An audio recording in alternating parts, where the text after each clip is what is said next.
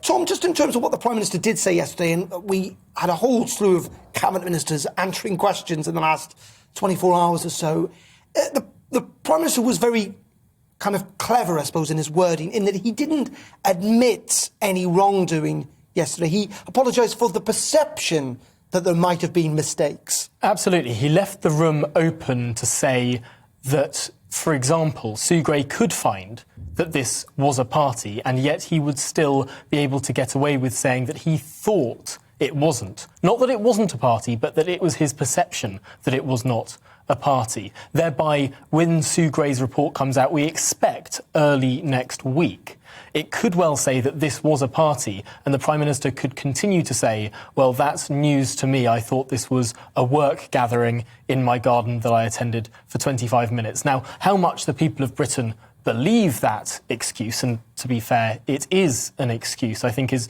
open to interpretation. Certainly in recent polling this week, the proportion of people who think the Prime Minister has been less than truthful is incredibly high, and crucially, even incredibly high amongst Conservatives. You'd usually expect people who vote for the Labour Party and for other parties to think that the Prime Minister is untruthful. What's significant about some of the polling this week is Conservative voters think that the Prime Minister has been untruthful over this affair, and that, I think, is what is one of the main drivers behind his drop in popularity, which is an incredibly interesting phenomenon. He's never been particularly popular with people who voted Remain and for people who voted the Labour Party, but the idea of the hypocrisy of the affair, not the fact that everyone should have been allowed to go to parties or whatever, or the epidemiological status of working indoors with lots of people and then going outside with those same people for drinks. I think a lot of people can see epidemiologically that is not the biggest issue in the world. The problem that people, and particularly that Conservatives see here, isn't that the party happened, it's that